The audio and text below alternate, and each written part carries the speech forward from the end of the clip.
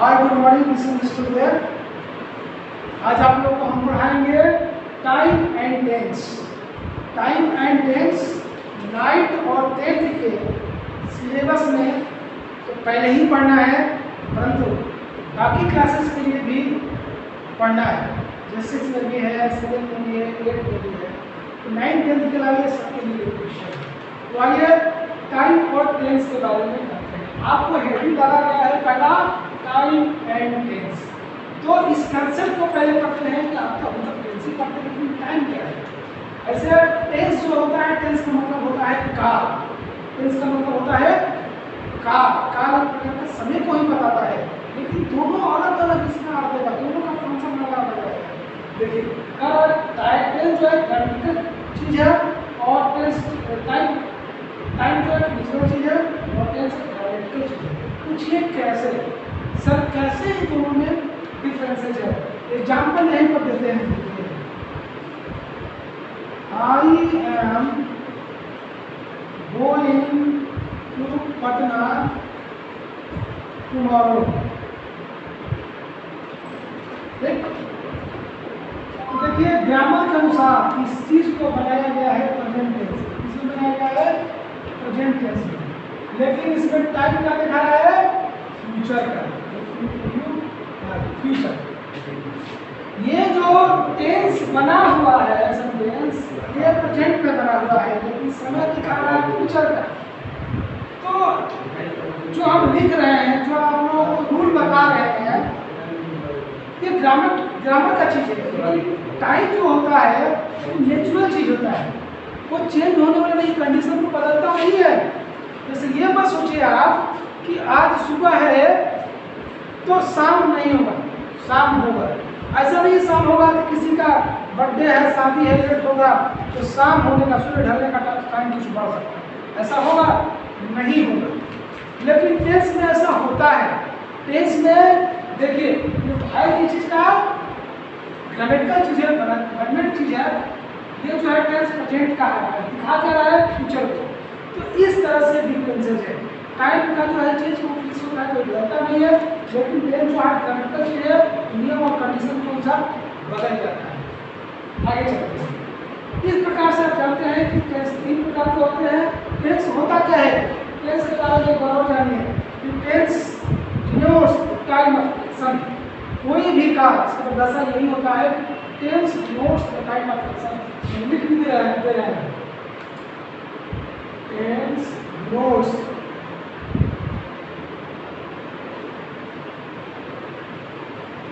Time of action when one complete action. कि कोई भी कार्य किस समय में किया गया है, अभी किया गया है, कब किया गया था, कब किया जाएगा। ये 3 समय में कार्य हो सकता है। एक टुडे, टुडे मतलब आज के लिए, और एक यस्टरडे और एक टुमारो यानी आने वाला।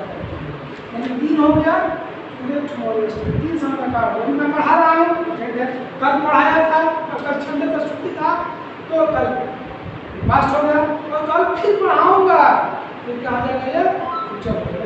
3 चीजों में आप अपने कामों को करते हैं, 3 समय अपने कामों को करते हैं, प्रेजेंट पास्ट फ्यूचर। और ये तीनों के 4-4 भेद होते हैं।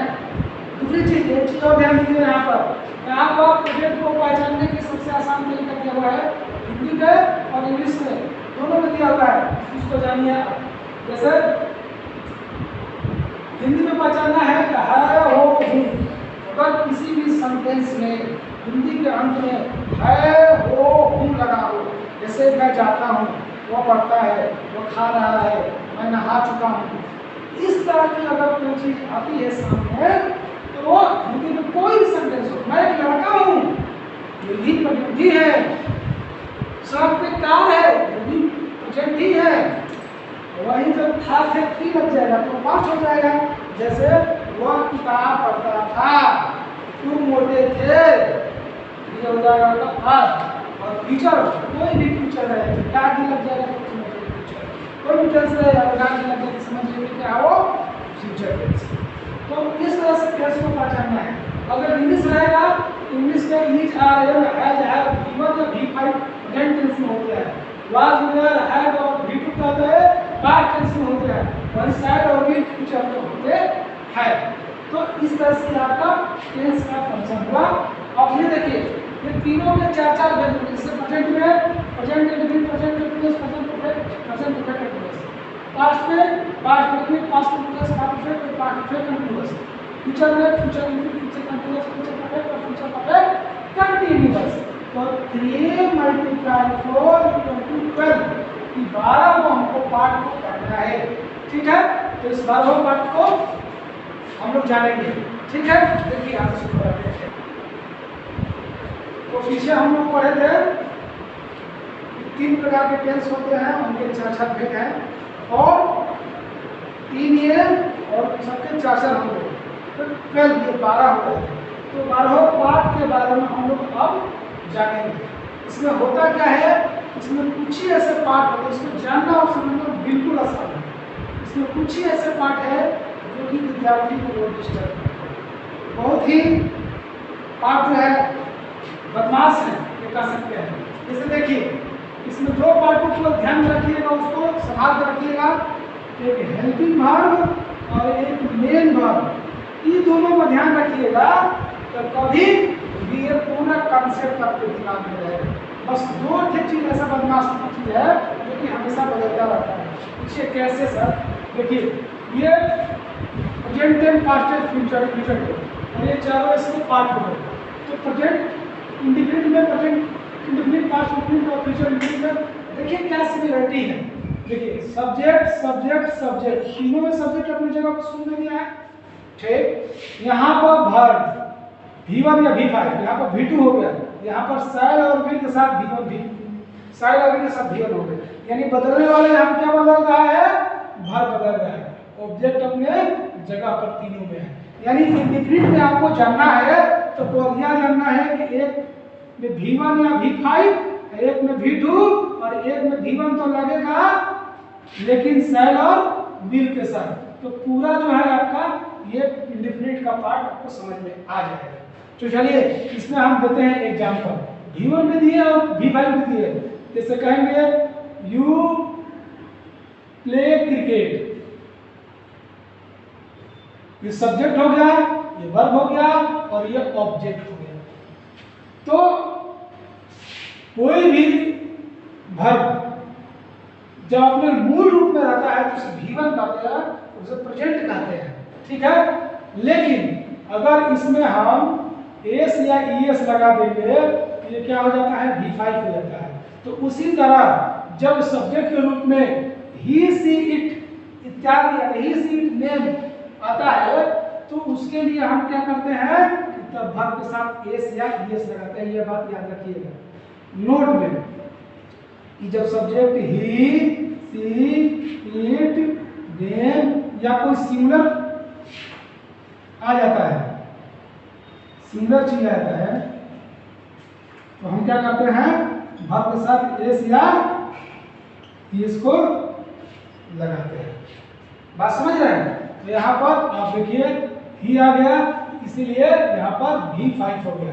यानी कि ही सी नेम को छोड़ करके बाकी कुछ भी रहेगा, यानी कोई सब्जेक्ट रहेगा, यू रहे, दे रहे, वी रहे, आई रहे या कोई और प्लूरल रहे, उसके साथ केवल वर्ब 1 यानी वर्ब का मूल रूप ही लगेगा।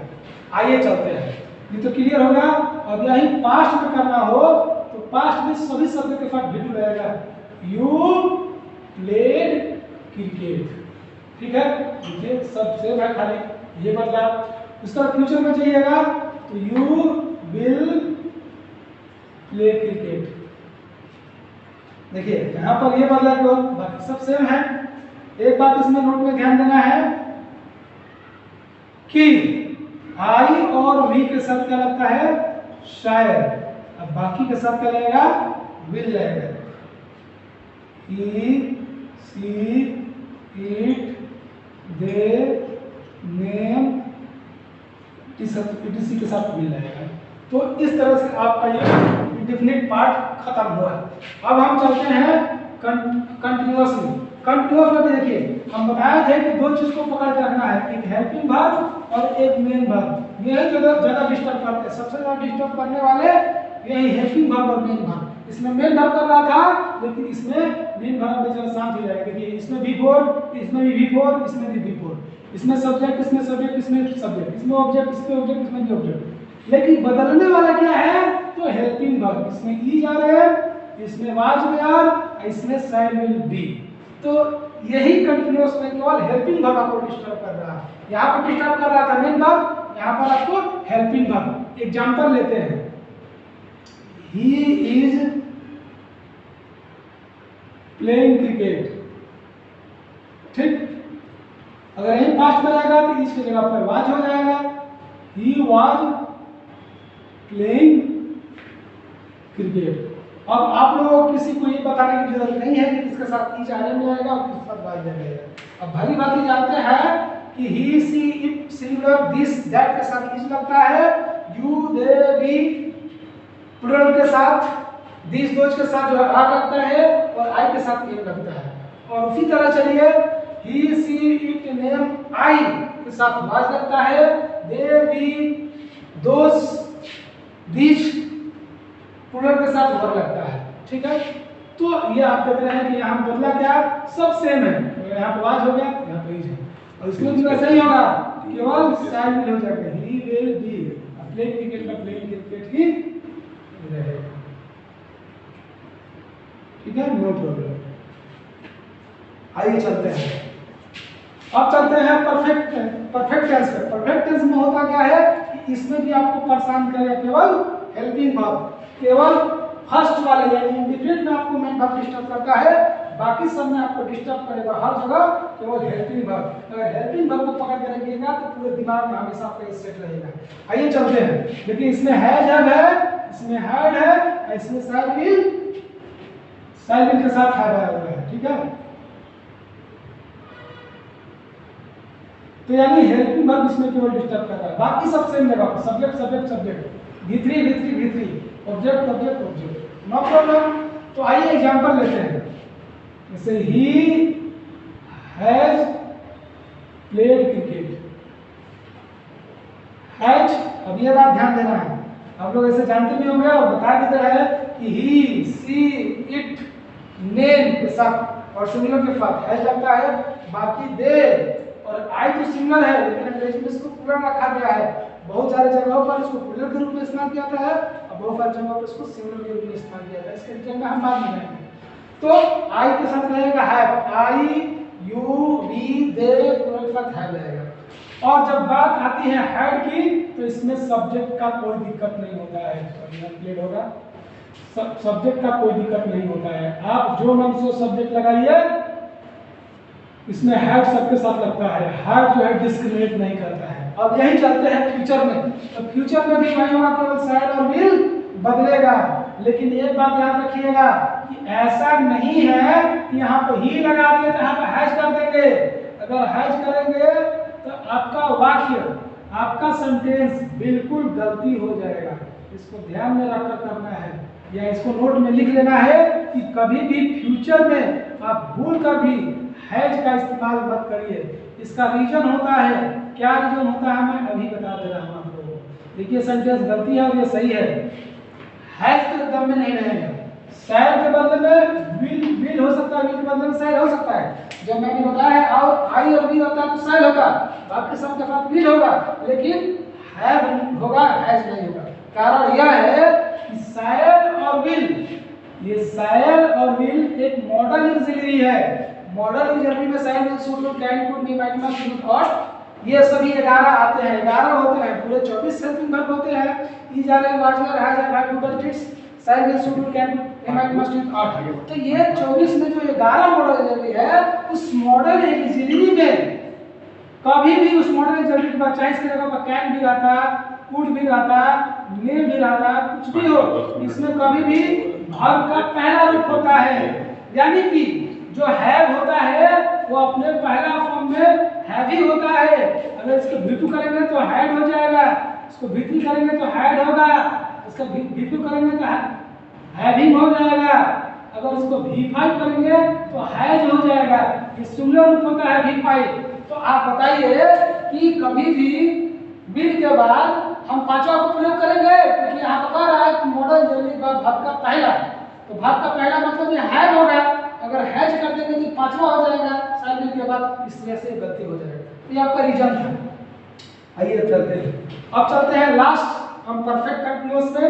परफेक्ट कंटिन्यूअस में भी वही डिस्टर्ब करेगा आपको हैव बीन का, इसमें हैज हैव बीन हो जाएगा, बीन तो लगेगा नहीं, याद रखना हैज है, इसमें हैड और इसमें शामिल है, ये बात याद रखना, बाकी सेम है, ठीक है।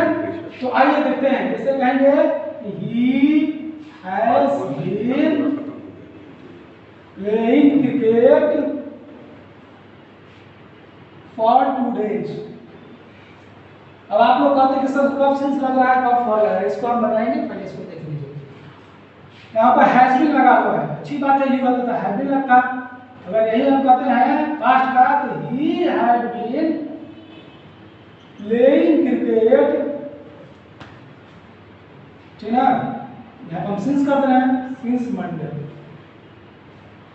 सॉरी हैड बीन का हो गया, फ्यूचर है, future sorry, he will have been, चलिए पास्ट है, एक मिनट, पास्ट है, फ्यूचर इसमें जुड़ गया है। He has been playing cricket for 2 days। देखिए प्रेजेंट यहाँ पर था तो हैज बीन है, पास्ट हो गया तो हैड बीन हो गया, अब फ्यूचर हो गया तो विल हैव बीन हो गया, ठीक है। तो आप देखिए इसमें आपको एक चीज जो नहीं पता है वो है सिंस और फॉर का यूज, ठीक है। सब में सिंस और फॉर लगता है, लेकिन याद रखिए फ्यूचर जब आएगा तो नोट यहाँ पे लिखा हुआ है क्या कि जहां पर सिंस का प्रयोग होता है फ्यूचर में, वहां पर हम क्या करेंगे, फ्रॉम का प्रयोग कर देंगे, फ्रॉम मंडे हो जाएगा, क्योंकि ये बात क्लियर है कि सिंस का प्रयोग फ्यूचर में हम इस्तेमाल नहीं करते हैं। अब थोड़ा सा हम जानेंगे यूज ऑफ सिंस है फॉर का। सब लोग ऐसा कहा जाता है कि निश्चित समय के लिए सिंस और निश्चित समय के लिए फॉर, लेकिन इससे सबको क्लियर नहीं हो पाता है, इसीलिए छोटा सा हम चीज बता रहे हैं, आप ध्यान दीजिएगा। Use of since and for,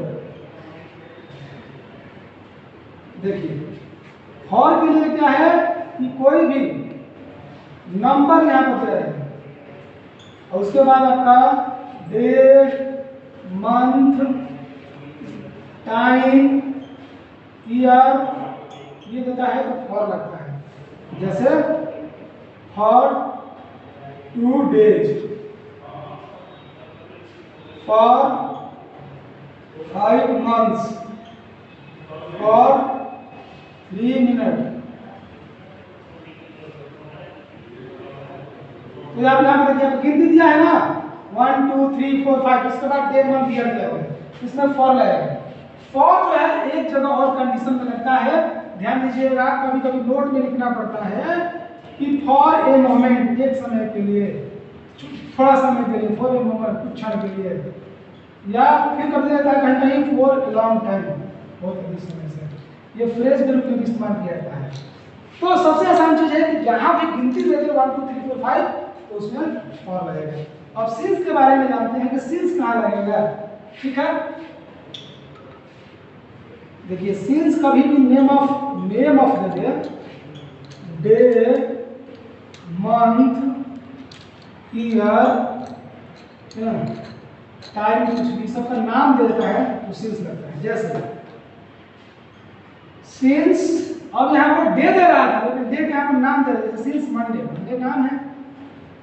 जैसे सिंस फरवरी,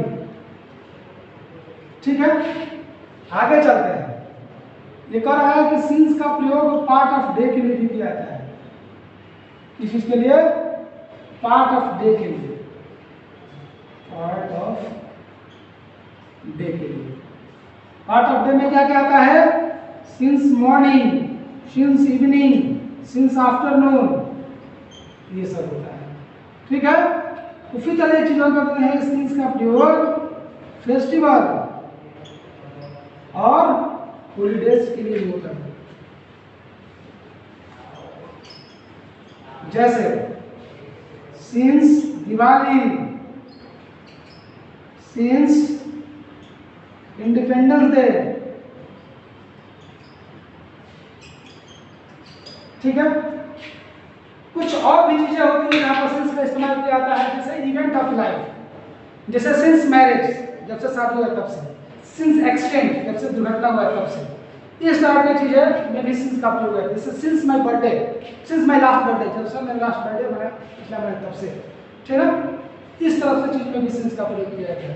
तो इस तरह से टेंस का जो मूल चीज होता है आपका खत्म हुआ, ठीक है। और इस विशेष चीज के लिए अलग आपको वीडियो डालेंगे। तब तक के लिए आपको धन्यवाद।